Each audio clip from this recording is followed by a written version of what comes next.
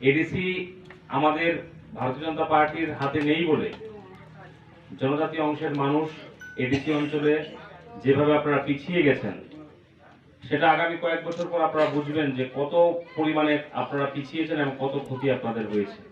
আজকে এডিসি যদি ভারতীয় জনতা পার্টির কাছে থাকতো তাহলে আপনারা বুঝতেন উন্নয়ন কাকে বলে। এডিসির কথা বলেছে প্রদ্যুৎ কিশোর মানিক্য, এডিসি কে স্বর্ণ দিয়ে বাঁধিয়ে দেবে। এডিসির হাতে পয়সা আসছে, কি হচ্ছে, কি উন্নয়ন তারা করেছে? আজকে কেন 2 বছর 2 মাস হয়ে গেল তারপরেও এডিসিতে কোনো রকম উন্নয়ন নেই? তার কারণ তারা উন্নয়ন চায় না, তারা শুধু রাজনীতি করতে চায়। জনজাতি অংশের মানুষ সহজ সরল, তাদেরকে ভুল বুঝিয়ে কিভাবে বিপদগামী করা যায় সেই লক্ষ্যে বিগত দিনে সিপিএম কাজ করেছে, কংগ্রেস কাজ করেছে, বিভিন্ন আঞ্চলিক দলগুলো সে কাজ করেছে। গণমুক্তি পরিষদের নাম করে একটা শ্রেণী কোটি কোটি টাকা ইনকাম করেছে, সাধারণ জনজাতি অংশের মানুষকে ঠকিয়েছে। সেইভাবে যখন আইপিএফটি এসছে, বলেছে ত্রিপুরাল্যান্ডের দাবি তারা তুলেছে, যখন তারা ভেবেছে যে না এটা যুক্তিযুক্ত না, এটা করা যাবে না, ভারতীয় জনতা পার্টির সাথে যখন তারা যুক্ত হয়েছে তখন ভারতীয় জনতা পার্টি বলেছে যে এটা কোনোদিনও সম্ভব না, এটা হবে না। তখন তারা সেই দাবি মেনে নিয়ে আমাদের ভারতীয় জনতা পার্টির সাথে যুক্ত হয়ে সরকারে এখন আছে। তারপর যারা আইপিএফটি করতেন তারা ক্ষমতায় থেকেছেন, মেবার কুমার জমাতিয়া থেকে শুরু করে অনেকে মন্ত্রী হয়েছেন, মন্ত্রিত্বের স্বাদ দিয়েছেন। যখন তাদের দুর্নীতি স্বজন পোষণ রাজ্যের মানুষ বুঝেছে, তারা তখন আইপিএফটি ছেড়ে ত্রিপুরা মজা দলে সামিল হয়েছে। উদ্দেশ্য কি? অর্থ ইনকাম করা, ক্ষমতা ভোগ করা।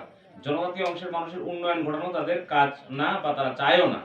যার ফলে আজকে জনজাতি সমাজ অনেকটা পিছিয়ে আছে। জনজাতিদের উন্নয়ন কারা চায়? একমাত্র ভারতীয় জনতা পার্টি। তারা এডিসির কথা বলে, এডিসিতে মাত্র এডিসিতে যে টাকা আসে সেই টাকা তাদের কোনো খোঁজ কিভাবে খরচ করে তার কোনো হিসাব নেই। এডিসির বাইরে রাজ্য সরকার 39টা ডিপার্টমেন্টের মাধ্যমে 5,000 কোটি টাকা প্রতি বছর খরচ করছে শুধু এডিসির ডেভেলপমেন্টের জন্য। আপনাদের এখানে লাভস্টোরির যে রাস্তাটা দীর্ঘদিনের দাবি ছিল আপনারা দেখেছেন, এখন কৃষ্ণভক্তর সাথে লাভস্টোরির যোগাযোগের জন্য একটা ব্রিজ অলরেডি ইতিমধ্যে স্যাংশন হবে। ডুকসিন বাড়ি থেকে আমাদের মালসাদু পর্যন্ত যে একটা যোগাযোগের জন্য 1,60,00,000 টাকা অলরেডি আমাদের এস্টিমেট হয়ে গেছে, কাজ শুরু হবে। দীর্ঘ 75 বছর যাবত আপনাদের এই দাবি ছিল। আগে ডুকসিন থেকে মালসাদু যেতে গেলে এই রাস্তা দিয়ে ঘুরে যেতে হতো, তাদের বিশাল অসুবিধা হতো। যার ফলে এখন আরডির মাধ্যমে আমরা সরকার প্রতিষ্ঠিত হওয়ার পর কিছুদিন আগেই আমরা সেখানে ডিএম সহ আমরা ভিজিট করি। রেগার কনস্ট্রাকশনের মাধ্যমে প্রায় 1,60,00,000 মতো খরচ হবে। 2 গ্রামের সাথে সংযোগ স্থাপন হবে কত বছর পর? প্রায় স্বাধীনতার 75 বছর পর। স্বাধীনতার 75 বছর পর কোন ডিএম সেই গ্রামে গেছে? আমি তাদের নিয়ে গেছি। বিডিও গেছে, আমি তাদের নিয়ে গেছি, এর আগে যায়নি। সে অঞ্চলে যাওয়ার পর দেখলাম রাস্তার অবস্থা প্রচন্ড খারাপ। ডুকসিন থেকে লাভস্টোরি থেকে ডুকসিন রাস্তার অবস্থা চূড়ান্ত খারাপ। সেই রাস্তা কিভাবে করা যায় তার জন্য অলরেডি ডিপিআর তৈরি হয়েছে, আগামী কিছুদিনের মধ্যে রাস্তার কাজ শুরু হবে।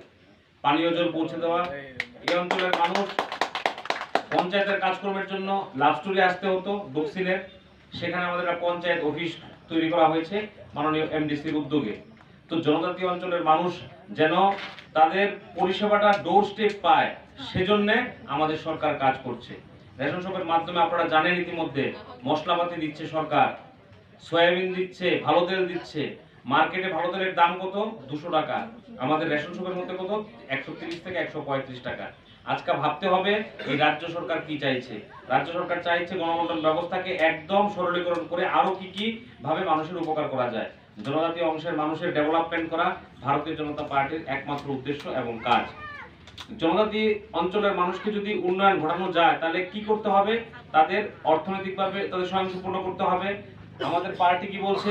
অন্তিম ব্যক্তির উদয়, অন্তিম ব্যক্তির উপর কাজ করতে হবে। সমাজে যারা সবচেয়ে পিছিয়ে আছে তাদের কিভাবে এগিয়ে নিয়ে আসা যায়। আমাদের উদ্দেশ্য এই রাজ্যের জনজাতি অংশের মানুষ অনেকটা পিছিয়ে আছে। বিগত দিনে যারা শাসন করেছে এই রাজ্য, তারা শুধু অর্থনৈতিকভাবে ব্যাকওয়ার্ড পজিশনে রাখার জন্য জনজাতিদের শিক্ষিত করেনি। জনজাতিদের কোনোভাবেই জনজাতিরা বাড়ুক বা তারা এই রাজ্যের একটা ভালো জায়গায় যাক সেটা চায়নি।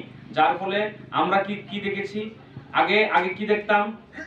আগে দেখতাম যে সিপিএম এর সময় কি হতো, গণমুক্তি পরিষদ জনজাতিদের কন্ট্রোল করতো। 5 থেকে 10 জন নেতা, তারা কোথায় থাকতেন? আগরতলা থাকতেন। তারা এসে গ্রামের যারা আমাদের ভোলাপালা জনজাতি অংশের মানুষ আছে তাদের উপর কর্তৃত্ব দেখাতেন, তাদের কাছ থেকে শোষণ করতেন, নিপীড়ন করতেন। আর তারা কোথায় থাকতেন? তারা থাকতেন শহরে। তাদের ছেলেমেয়ে কোথায় পড়াশোনা করতো? শহরে। গ্রামের ছেলেমেয়েরা কোথায় পড়াশোনা করবে? গ্রামের যারা জনজাতি অংশের ভাই বোনরা আছে তারা কিভাবে শিক্ষিত হবে সেই চিন্তা কিন্তু তারা করেনি। আমাদের ভারতীয় জনতা পার্টি একমাত্র পার্টি যেটা চিন্তা করেছে, সরকার চিন্তা করেছে যে জনজাতি অংশের মানুষের যদি অগ্রগতি ঘটানো যা হয় তাহলে তাদের শিক্ষাগত যোগ্যতার মাধ্যমে তাদের উপরে উঠিয়ে আনতে হবে। যার ফলে একলব্য স্কুল, 18টা একলব্য স্কুলের কাজ চলছে, তারপর দুটো মধ্যে কাজ শুরু হয়েছে আর বাকিগুলো কনস্ট্রাকশনের কাজ চলছে। একলব্য স্কুল কি? যেখানে বিনা পয়সায় জনজাতির অংশের মা বোনদের ছেলেমেয়েরা তারা সেখানে পড়াশোনা করতে হবে, 1 পয়সা দিতে লাগবে না। তারা সেখানে থাকা ফ্রি, খাওয়া ফ্রি, পড়াশোনাও ফ্রি।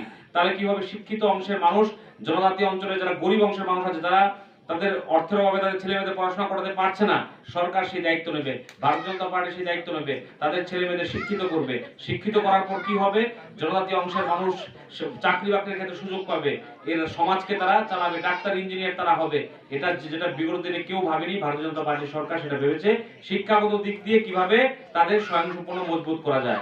স্বাস্থ্যর দিক দিয়ে আমরা কি দেখি, প্রত্যেকটা গ্রাম পঞ্চায়েতে কিভাবে কমিউনিটি হেলথ অফিসারের মাধ্যমে কিভাবে আমাদের স্বাস্থ্য ব্যবস্থাকে মজবুত করা যায় সে লক্ষ্যে প্রত্যেকটা কমন ওয়েলনেস সেন্টারের মাধ্যমে, হেলথ অ্যান্ড ওয়েলনেস সেন্টারের মাধ্যমে সেখানে চিকিৎসা পরিষেবা পৌঁছে দেওয়ার লক্ষ্যে আমাদের সরকার কাজ করছে। সিএইচও নতুনভাবে রিক্রুট হয়েছে। আমাদের, আপনারা জানলে খুশি হবেন, আপনাদের মহারানী যে হাসপাতাল, সেটা প্রাইমারি হাসপাতাল, সেটাকে যেন সিএইচসি গ্রামীণ হাসপাতাল উত্তীর্ণ করার জন্য অলরেডি প্রপোজাল গেছে। আগামী কিছুদিনের মধ্যে সেটাও স্যাংশন হবে। তাহলে আমাদের আপনাদের উদয়পুর গিয়ে আর চিকিৎসা পরিষেবা করাতে হবে না, এখানে আপনারা সমস্ত সুযোগ সুবিধা পাবেন। এটা কে করছে? ভারতীয় জনতা পার্টি সরকার করছে। কার জন্য করছে? আপনাদের জন্য করছে। আগে কি হতো? ম্যালেরিয়ার জন্য গিরিবাসীদের মৃত্যুর মিছিল বইতো। সিপিএম এর সময় দেখতাম ম্যালেরিয়াতে প্রচুর লোক মারা যেত। আমাদের সরকার আসার পর এরকম হয়েছে কিনা আপনারা জানেন, সেটা অনেক অংশে কমে গেছে। তার কারণ কি? যে সিএইচও, যেখানে আমাদের প্রাইমারি যে হেলথ সাব সেন্টার গুলো আছে, সেই সাব সেন্টার গুলোর মাধ্যমে প্রতিদিন ম্যালেরিয়া টেস্ট হচ্ছে। প্রতিদিন জনজাতি অংশের মা বোনেরা যারা আছে তারা হিমোগ্লোবিন টেস্ট করায় না।